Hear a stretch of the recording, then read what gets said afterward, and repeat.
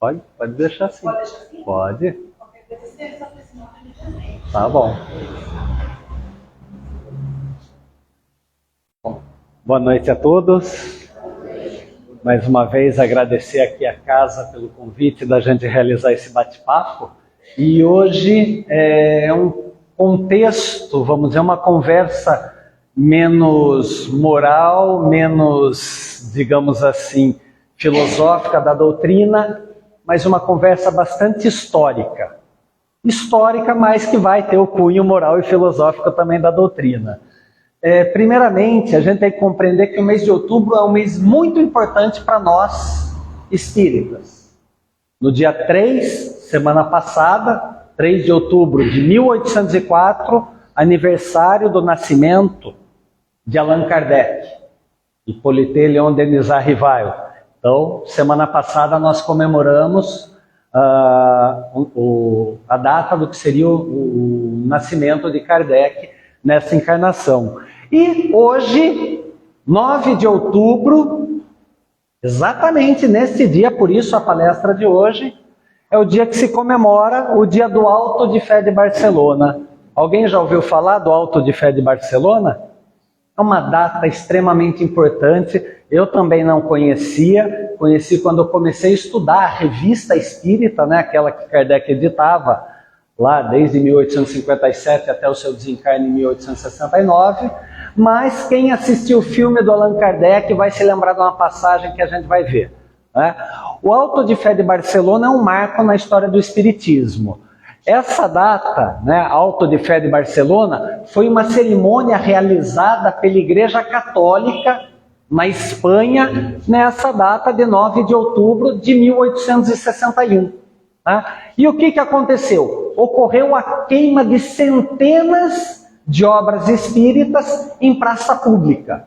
Tá? Então chegaram livros que iam ser comercializados lá em Barcelona por um livreiro, e esses livros foram confiscados em nome de um sacerdote, de um bispo de Barcelona, e porque não podiam entrar obras contrárias à lei de Deus na cidade, e ele arrogou para si o direito de pegar aquelas obras e queimá-las em praça pública. E por que Auto de Fé de Barcelona?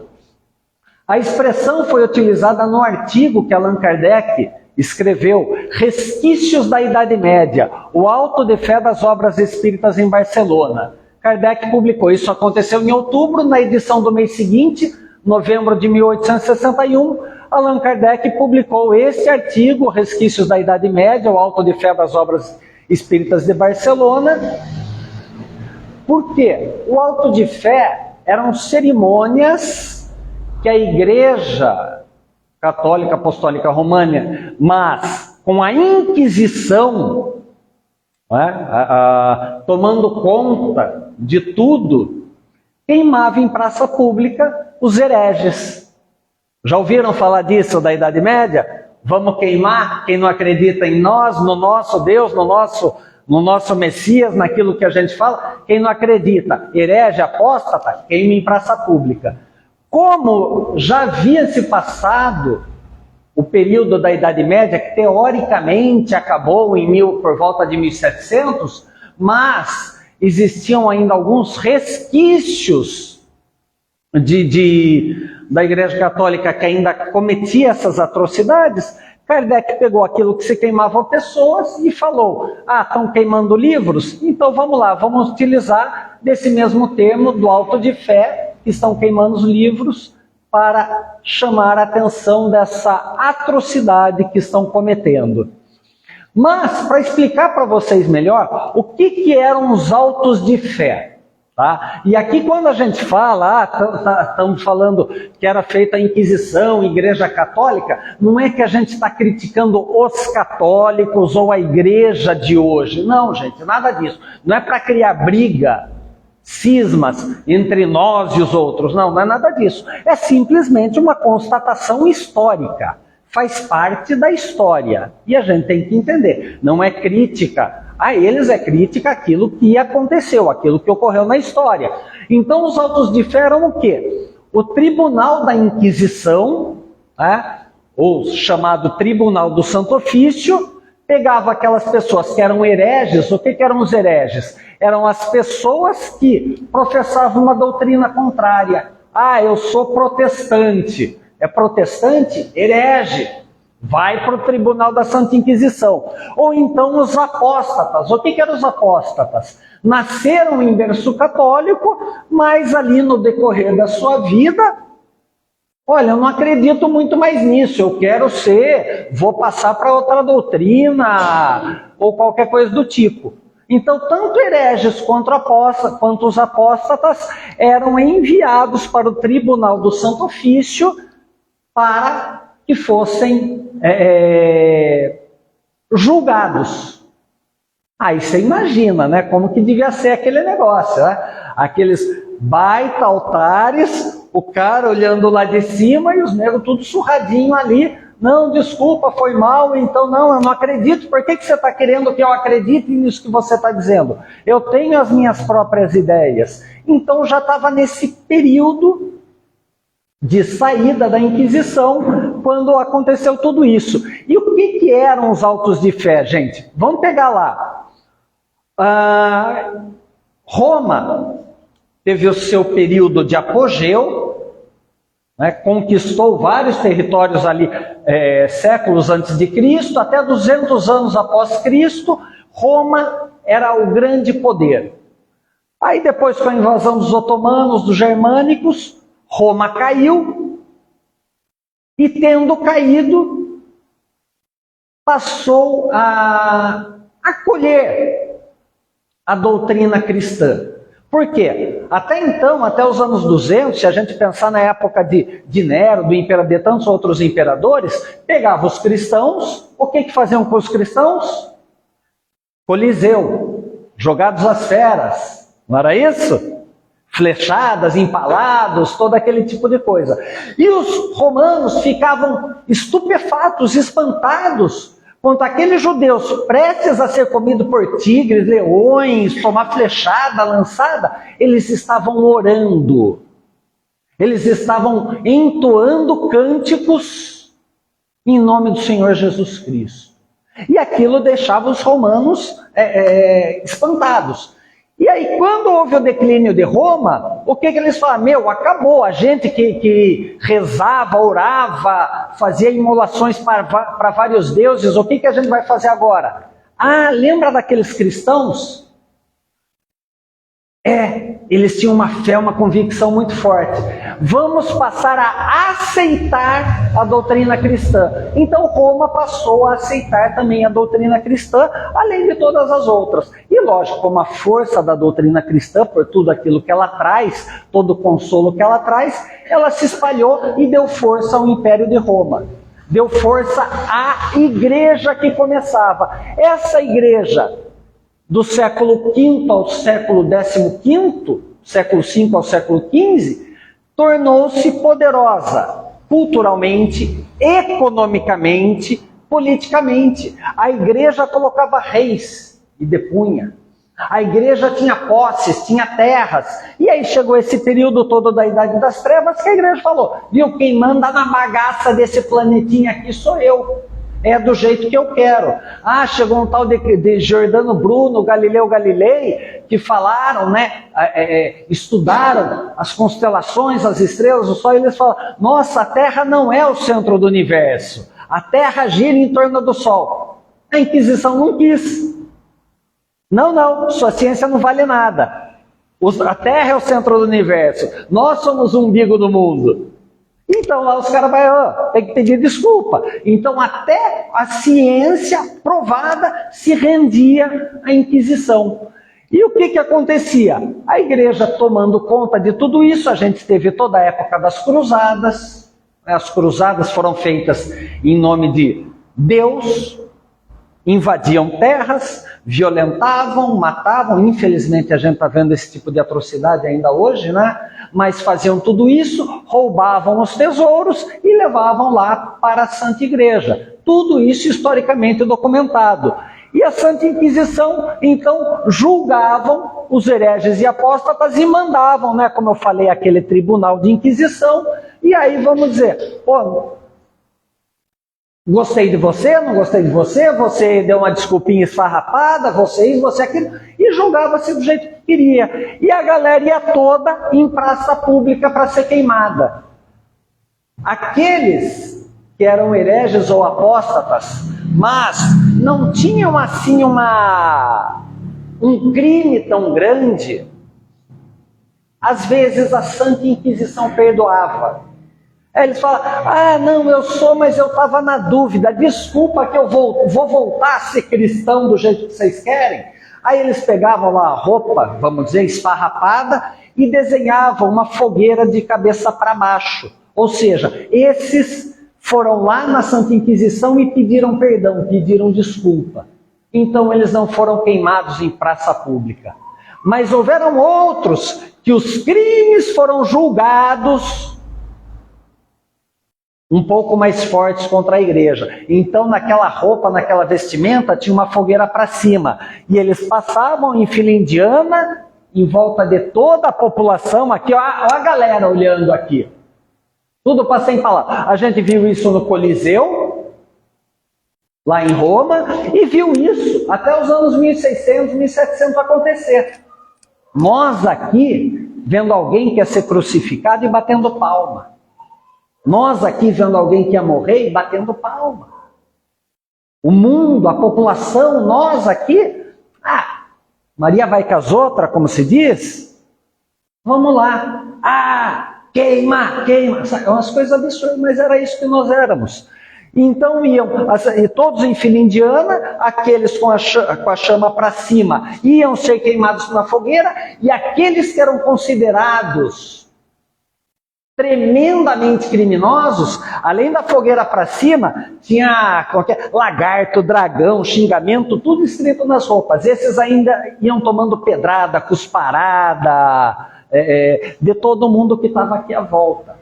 Essa era a Santa Inquisição. Ou seja, gostei de você, beleza, não gostei nem um pouco, imagina. Era mais ou menos assim que se fazia.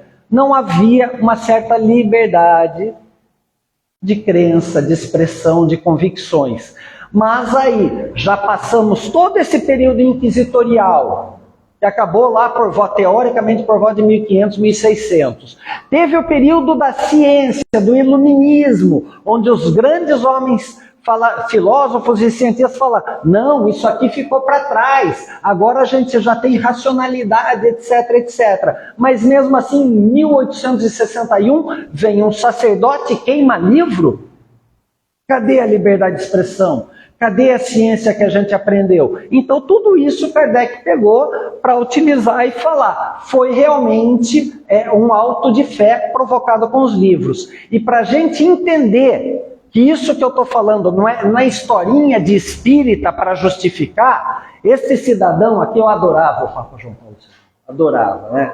Crescer com ele, quem aqui está na faixa de 40 para 60, acho que teve todo o papado dele aí conhecendo, né?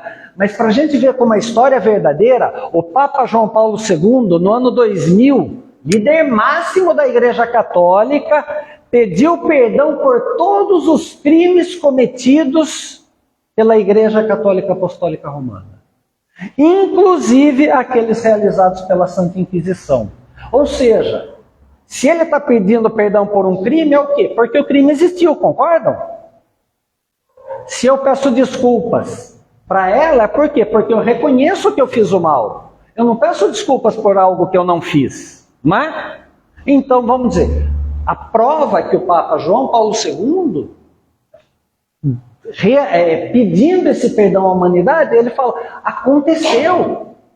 Então nós temos sim que reconhecer o nosso erro. Então por isso eu admirava tanto esse Papa, pela humildade, pela abertura, né? Reconhecer erro, aquilo que antes não se fazia. Ou seja, o auto de fé acontecia. E vamos voltar agora para aquilo que aconteceu com Kardec, a queima dos livros. Né? Tivemos toda a doutrina espírita ali, eu vou passar rapidinho, né? Kardec conheceu o fenômeno das mesas girantes, lá mais ou menos 1854, 55. O que são essas mesas que têm batida? Deixa eu ir lá, como cientista que eu sou, curioso. Será que tem algum embuste por trás? Não, não tem nenhum embuste. Poxa, a mesa fala? Não, a mesa não fala, a mesa não pensa, é inanimada.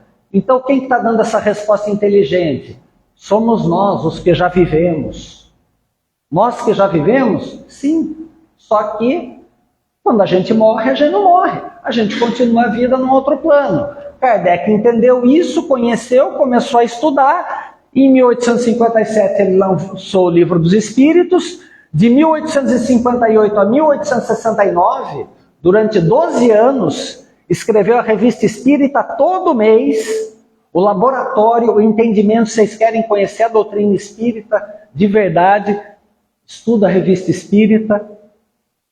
Lá você tem mediunidade, você tem parte da Gênese, você tem parte filosófica, você conhece de tudo, coisas que até já não imagina. Por exemplo, o cara que acabou de morrer, no velório dele ele ser evocado. Pode isso? Pode? Você está na revista porque pode. E aconteceu, e é realidade. Então tem vários estudos que a gente desconhece. Quando a gente estuda a Revista Espírita, a gente vai percebendo a riqueza da doutrina. Em 1859, Kardec escreveu o que é o Espiritismo, um resumo da doutrina, para pararem de encher o saco dele, né? Toda hora perguntando, o que é isso, o que é aquilo? Ele fala, vai lá e lê esse livrinho que é mais fácil. Então, senão ele não andava na rua. Escreveu em 1861 o Livro dos Médiuns, o Evangelho em 1864, 65 Céu e Inferno, e a gente em 1868. Durante toda essa época, perseguições absurdas que Kardec sofria e os espíritas sofriam. Espírita perdia emprego. Ah, trabalha naquele lugar. Ah, se é espírita, perde emprego. Vai embora. Juiz, advogado, médico da época, reconhecido, é espírita, e embirotou, enlouqueceu, tá doido. Começavam a falar mal. Era isso que acontecia com os espíritas.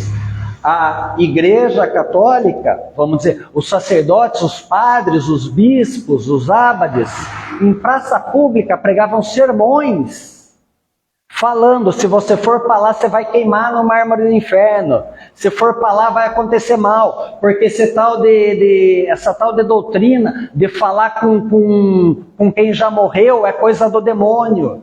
Ué, mas os profetas falavam com quem? Simples assim. Mas era toda essa perseguição que Kardec sofria. Teve um livro que um cara escreveu... Meu, imagina só, publicar um livro hoje já não é fácil. Imagina em 1860, que era mais difícil ainda e talvez muito mais caro. Publicaram um livro falando que Kardec era o homem mais rico da Europa. Parece que os caras não entenderam. Kardec não tinha nem dinheiro. Quem assistiu o filme, quem leu um pouco da biografia do Kardec, sabe que a partir do momento que ele começou a se dedicar à doutrina espírita, ele deixou de trabalhar, ele não era mais pedagogo, educador nas escolas, ele deixou de trabalhar e quem sustentava era a esposa dele, a Amélie, que dava aula particular e sustentava Hélio Kardec. E aí queriam falar que o cara era o cara mais rico da Europa, gente. Entendeu? Sendo que ele tinha todo um livro caixa de todas as doações que recebiam. Ah, está tendo cólera na Argélia. Pegavam aquelas doações, angariavam dinheiro e mandavam para lá. Teve um incêndio muito forte, muito grande, se não me engano, em Lyon, em Bordeaux. Pegaram donativos e mandaram para lá. Não ficava nada no caixa da Sociedade Espírita, muito menos no bolso dele. Mas sempre muita perseguição. E o mais legal é que com toda a perseguição, ele falava assim, ele refutava na revista, podem fazer o ataque que quiserem à minha pessoa, não ligo, mas a doutrina espírita responderei. E respondia, sabe, com muita lucidez, sem atacar quem o atacava. Ele simplesmente falava, para me julgar, conheça aquilo que eu estou escrevendo. Sabe aquela coisa do quem conta um ponto aumenta um ponto? É isso, né? Que é o ditado. Então, vamos dizer, mais ou menos chegava um para outro e falava, esse tal de espírita fazem isso. Aí o cara, sem ler a doutrina espírita, sem estudar qualquer uma dessas obras, ia lá um jornalista, um escritor e começava a falar um monte de bobagem. Ou seja, não fala com conhecimento de causa. Então o Kardec vinha, todas aquelas críticas, ele vinha com muita polidez, educação que era peculiar a ele, e com toda a metodologia de trabalho que ele é discípulo de Pestalozzi, então que ele aprendeu, ele ia quebrando todas as críticas que fizeram e ia colocando na Revista Espírita. Ou seja, todas as refutações que Kardec fez, sempre com muita polidez. E aí eu penso, cada vez que alguém publica alguma coisa no WhatsApp, no grupinho, a gente já vem com mil pedras, né? Começa aí. Olha os ensinamentos que dentro da história a gente vai tendo. Mesmo perseguido, não só Kardec, como muitos espíritas, eram tenazes, continuavam com a doutrina, explicavam para os outros a força da doutrina, a consolação da doutrina, e sempre com educação e com polidez. Sempre com amorosidade. Teve um cara aí que uns 2000 anos falou de amor para nós, né? Passou por aí, acho que nasceu em Belém, passou por Jerusalém, acho que vocês já ouviram falar dele. Né? O que aconteceu em Barcelona? Esse livreiro aqui, livreiro é o cara que era dono da livraria, era o livreiro, né? O Maurice Lachatre era um livreiro francês, então vamos dizer, era o cara que queria ganhar dinheiro, ele tinha um comércio. Ele soube que estavam vendendo obras espíritas, que a doutrina espírita estava disseminando. Então veja só, em 1857 lançou o Livro dos Espíritos, em 1859 já tinha lançado o que é o Espiritismo, e tinham mais outras obras de diversos autores. Então Lachatre encomendou da Sociedade Espírita de Paris, não do Kardec, da Sociedade Espírita de Paris, ele encomendou diversas obras que foram levadas para a Espanha. Quando essas obras chegaram na Espanha, as obras foram apreendidas na alfândega por ordem do bispo de Barcelona, Dom Antônio Palau e Termes. Ele, olha as palavras do bispo aqui, do Dom Antônio Palau. A Igreja Católica é universal, ou seja, a Igreja Católica manda na bagaça toda. Planetinha azul é nosso. E os livros sendo contrários à fé católica, ou seja, a única fé que poderia existir, o governo não pode consentir, ou seja, ele já está dando ordem para o governo dele, criando leis internacionais segundo a cabeça dele, criando leis do comércio segundo a cabeça dele, ou seja, o governo não pode consentir que eles vão perverter a moral e a religião de outros países, ou seja, ele não está fazendo lei só para a Espanha, está fazendo para o mundo todo. Então foi isso que aconteceu. Aí falando, esses livros não são bons, pega tudo aqui. E aí são queimadas em praça pública mais de 300 obras espíritas, diversas edições da Revista Espírita, diversas edições da Revista Espiritualista, Livro dos Espíritos, Livro dos Médiuns, que tinha acabado de ser lançado em 61, livros do que é o Espiritismo, Fragmento de Sonata. Fragmento de Sonata foi uma canção escrita por Mozart, já ele em espírito, passou para um médium uma sonata, uma canção. Olha o nome dessa obra, gente, eu já li. Carta de um católico sobre o Espiritismo. Você acha que esse católico estava criticando? Não. Esse católico falou que quando estudou a doutrina espírita, ele teve mais convicção na fé dele que a fé católica. Por quê? Os escritos espíritas complementaram tudo aquilo que ele tinha dúvidas da fé católica dele. Tudo aquilo que a fé católica fala para ele, acredite porque eu estou falando, a doutrina espírita explicou para ele. E ele se tornou mais católico fervoroso. E esse é o princípio da doutrina espírita. A doutrina espírita é, você tem o direito de ser, de escolher, de optar a religião que você quer. Ela simplesmente vai te trazer mais convicção para aquilo que você escolher. A doutrina espírita é filosofia, moral e ciência. A gente coloca como religião, mas o tripé é filosofia, moral e ciência. Todas as religiões que se apoiarem nisso vão se dar bem. Filosofia deu me melhorar. A moral, a filosofia deu melhorar. A moral deu melhorar. E a ciência de comprovar como eu me melhoro. Então, esses fundamentos foram muito importantes. A história de Joana d'Arc, que foi psicografada pela Hermance Dufour. Eu não sei quem aqui, eu adoro os livros da Hermance Dufour, são maravilhosos. Na época, a irmã Dufault tinha 15 ou 16 anos, ela psicografou a história da Joana d'Arc, o espírito de Joana d'Arc passou para ela como foi a minha história. Ela também, curiosidade, a irmã também psicografou a vida de São Luís, né, que era o presidente da Sociedade Espírita de Paris. E a realidade dos espíritos demonstrada pela escrita direta. O que é escrita direta? A gente conhece a psicografia, né? Que a gente fala, mas sabia que os espíritos conseguem escrever sem ter um médium ali escrevendo? Que pode aparecer um papel, não vai fazer sacanagem com o marido, com a esposa depois, hein, gente? De falar que foi escrita direta. Mas isso existe. Escrita direta. Tem um papel e de repente tem ali uma psicografia direta. Foi escrita sem um médium, um intermediário. É uma escrita direta. Então essas obras foram queimadas. E aí, o Kardec, né, cismado com aquela coisa em outubro ainda, antes de escrever lá na Revista Espírita, edição de novembro, interrogou, indagou, na verdade, o Espírito de Verdade. Para muitos, o Espírito de Verdade é o próprio Cristo, para outros são os emissários do Cristo. Não importa para nós, importa que o Espírito de Verdade trouxe essa doutrina maravilhosa para nós. Mas ele interrogando o Espírito de Verdade, ele falou, e aí, chuta o pau da barraca, vou lá, vou pedir dinheiro, vou pedir indenização, vou armar uma quizumba aí, internacional, por conta dos livros? E a resposta do Espírito de Verdade?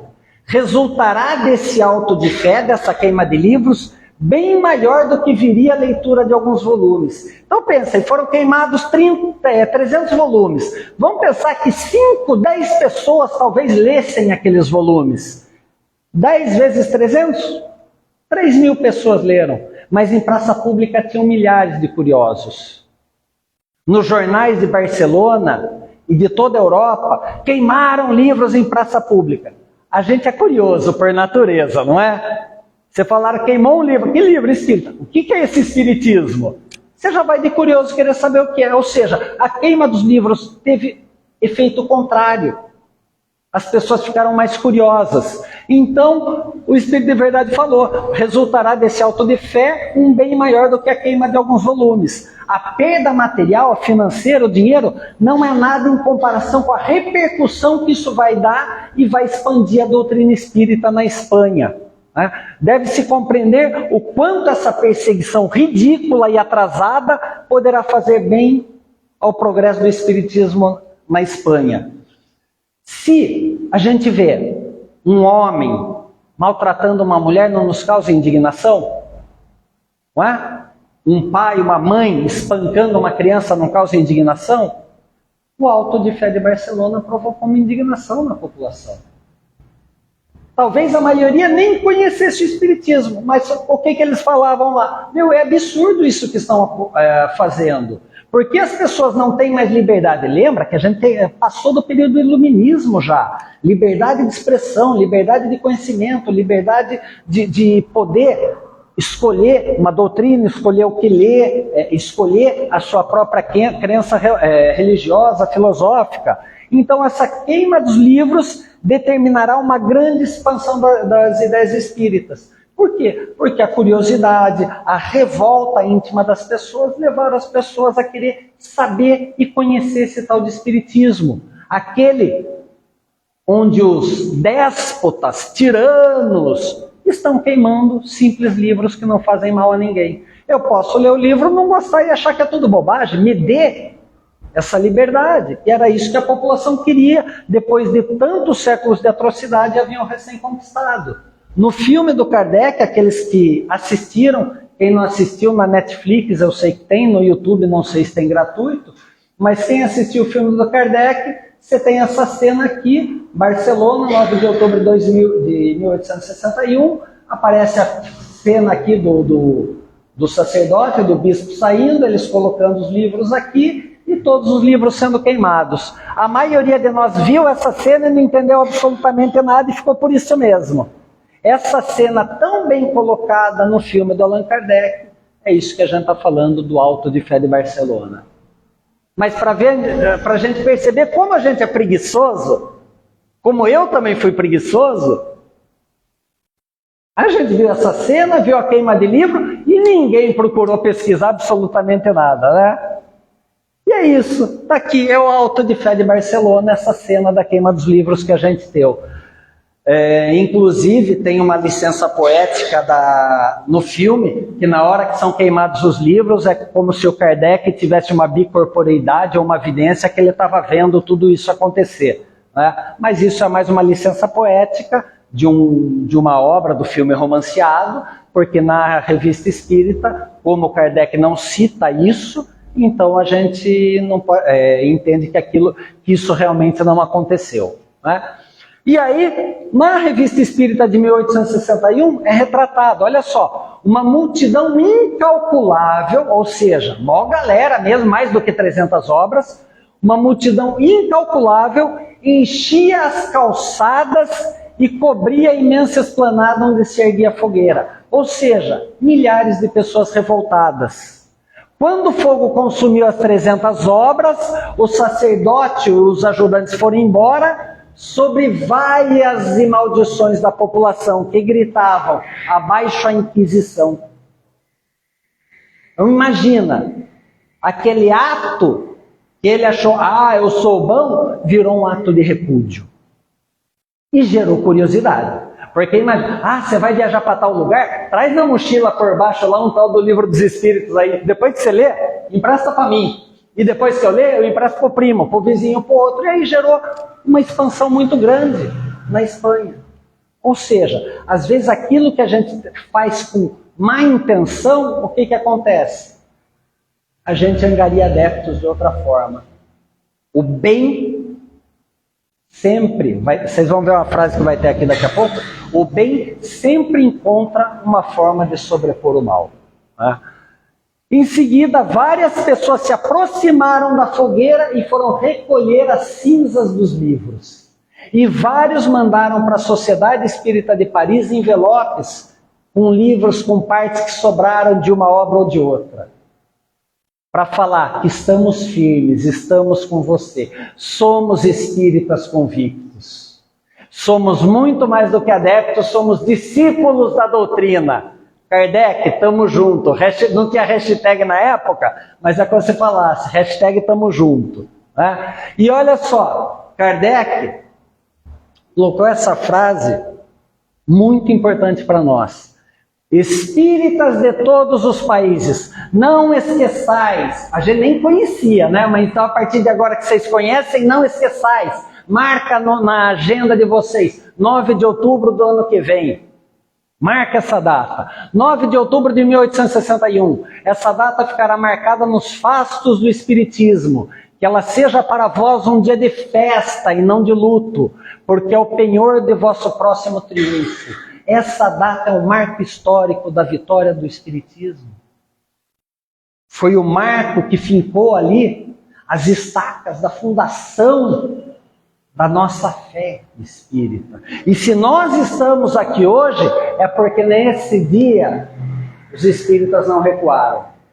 Nesse dia, os espíritas falaram: somos, com fé, com convicção, com verdade, com amor, espíritas sinceros. Tal e qual os cristãos lá no Coliseu, ou durante a época medieval, mas agora sem queimar os corpos, sem atrocidades nos corpos, mas nas ideias, violentavam ideias dos espíritas. Durante, talvez há poucos anos, se é espírita, deve ser louco, vai para o manicômio, não era isso que acontecia? Mas não, graças a eles isso mudou. Mas ainda hoje, já no século XXI, ainda vivemos com discriminação, preconceitos, perseguições a minorias, mulheres, etnias, nacionalidades, religiões e tantas outras coisas, inclusive com destruição de templos, agressões e até morte de religiosos em decorrências de intolerância ideológica e fanatismo. E a gente que é espírita tem que ter cuidado também, porque às vezes o espírita se coloca numa soberba que fala que a nossa doutrina é melhor que as outras, a nossa esclarece mais do que as outras. Ou seja, a partir do momento que eu falo isso, estou lá na raspa do tacho de novo. Nenhuma é melhor. todos os caminhos levam a Deus. A gente, por muito tempo, teve a doutrina espírita na nossa frente, teve Cristo na nossa frente, só que a gente fugiu. Pode ter um ateu, um evangélico, um católico, qualquer um, muito melhor do que nós, não pode? Então a gente não pode ser arrogante, inquisitorial, para achar que a nossa é melhor. E isso é muito importante, porque o que estão falando aqui é aquela convicção que nós temos não é para recuar, porque ela é uma verdade. Mas o outro também acredita na verdade dele. Então seja tolerante, seja compassivo. E olha só, na Revista Espírita, tiveram vários espíritos que se comunicaram espontaneamente nas sessões. E Kardec trouxe 2 aqui. Um, que é o Sr. Dolé, que era um antigo livreiro do século XVI, ou seja, lá em 1500. E a comunicação dele, ele disse: ficai certos que as fogueiras apagar-se-ão por si mesmas, e se os livros são lançados ao fogo, o pensamento imortal lhes sobrevive. Podem matar um homem, mas a ideia não. Crucificaram o Cristo. Mas a doutrina cristã é que tem maior número de adeptos, mais convictos, com mais fé, com mais esperança. E São Domingos, nada é feito inútil. Olha só, como eu falei que o bem sempre arranja uma forma de aproveitar aquele mal que é feito. Nada é feito inutilmente em vossa terra. Nós, ou seja, o plano superior, que inspiramos o Auto de Fé de Barcelona, sabíamos perfeitamente que assim agindo daríamos um grande passo à frente. Hoje, a retaguarda, os últimos resquícios da Inquisição, praticou o seu último auto de fé porque nós o quisemos e assim o permitimos. É assim a nossa vida. Quando a gente acha que está passando por uma dificuldade, quando a gente acha que nada mais vai nos salvar, tem fé, tem esperança, tem convicção naquilo que foi dito. E isso nos torna melhores. E isso nos faz evoluirmos cada vez mais na busca do progresso moral. Detalhe, 9 meses depois, agosto de 1862, Necrologia da Revista Espírita de Paris, Kardec dá o comunicado da passagem, da morte do Dom Antônio Palau e Termes. Detalhe, eu não comentei com vocês, mas quando Kardec publicou o Auto de Fé, ele não citou o nome de Dom Antônio Palau. Ele simplesmente colocou o bispo de Barcelona, não citou o nome dele. Agora, na necrologia, ele colocou que o Dom Antônio Palau tinha falecido. E na Sociedade Espírita de Paris tiveram a ideia de evocá-lo, de chamar o espírito do Dom Antônio Palau. E o Dom Antônio Palau veio e ainda diz: auxiliado por vosso chefe espiritual, São Luís, que era o chefe espiritual, porque ele, recém-desencarnado, não tinha condições de vir, não tinha domínio, não tinha méritos para vir trazer uma comunicação espontânea, mas auxiliado por vosso chefe espiritual, pude vir ensinar-vos com meu exemplo. Uma voz terrível me disse, a consciência dele, a voz terrível me disse: queimaste as ideias e as ideias te queimarão. Ele morreu e se sentia queimando. E olha só no final, depois de toda a comunicação que ele transmite: orai por mim. Se vocês querem ver inteira, na íntegra, isso aqui é só procurar a Revista Espírita de agosto de 1862, sessão Necrologia. E ele pede para a Sociedade Espírita de Paris, ele que perseguiu, ele pede: orai por mim, porque é agradável a Deus a prece que lhe é dirigida pelo perseguido em benefício do perseguidor. Aquele que foi bispo e que hoje não passa de um penitente. Eu persegui, eu fiz mal, mas aqueles que sofreram, os espíritas, passaram a orar por ele. Kardec continua: não podemos censurar. Depois que acabou a evocação, Kardec escreve na Revista Espírita: não podemos censurar pelo triplo motivo de que o verdadeiro espírita ninguém condena. Não guarda rancor, esquece ofensas e, a exemplo do Cristo, perdoa seus inimigos. rezemos por ele. Sempre que lembrarmos dessa data, da convicção espírita, lembremos também desse nosso irmão que estava num descaminho, como nós já tivemos em tantos. Espíritas, perdoemos-lhe o mal que nos quis fazer, como quereríamos que as nossas ofensas nos fossem perdoadas. Parece que a gente ora isso aqui toda noite, né? Toda manhã, várias vezes por dia. Então, é a mesma coisa. E oremos por ele no aniversário do Auto de Fé, de 9 de outubro de 1861. Rezem, orem por todos os espíritas que trabalharam pela doutrina. E não esqueçam também daqueles irmãos que nos perseguiram, porque eles merecem aprender. E essa é a verdadeira forma de ser espírita. E uma curiosidade, gente, só para poder encerrar. Disse que, como muitos outros, né, da Inquisição Espanhola, muitos membros da Inquisição reencarnaram em Uberaba, Minas Gerais, como trabalhadores. Hospital Esperança, entre tantas outras clínicas no plano espiritual e clínicas no plano carnal. E disse que Antônio Palau e Termes reencarnou em Uberaba, vivendo de 1917 a 1981, como padre Sebastião Bernardes Carmelita. Ele era conhecido como o padre dos velhos e dos doentes, o mais ecumênico dos sacerdotes. Por que o mais ecumênico? Porque aceitava todas as doutrinas. Era um padre de 1917 que aceitava todas as doutrinas. E ele viveu para servir. E essa é a reencarnação. Que a gente nasce, aprende, morre, renasce, reaprende, morre, renasce, reaprende e morre.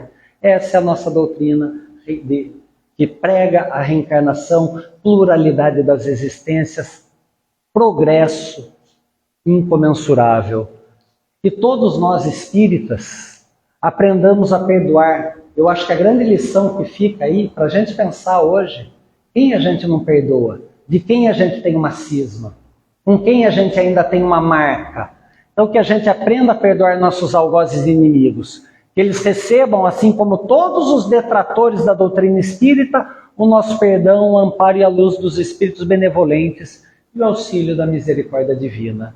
Que a gente aprenda, com o Auto de Fé de Barcelona, a perdoar. Como Cristo disse, antes de vir depositar tua oferenda no altar, volta, reconcilia-te com o teu inimigo e aí sim vindes fazer a oferta. Então, se a gente quer chegar aos braços amorosos de Jesus, aprendamos a perdoar, porque perdão não é um sentimento, perdão é uma atitude, lastreada pelo sentimento de benevolência, lastreada pelas virtudes e valores da humildade, da caridade, respaldados sempre pelo amor. Que possamos, nesta segunda-feira, 9 de outubro, recordar toda essa lição histórica, todas as lições morais que temos por trás, que a gente possa voltar aos nossos lares em paz e harmonia e que no momento do nosso sono, do desprendimento do nosso espírito, da emancipação da nossa alma, possamos, em contato com os nossos guias, mentores e protetores, recebermos um abraço amoroso e ensinamentos sobre o perdão, bondade e benevolência. Que assim seja, e agradeço a atenção de vocês. Até a próxima.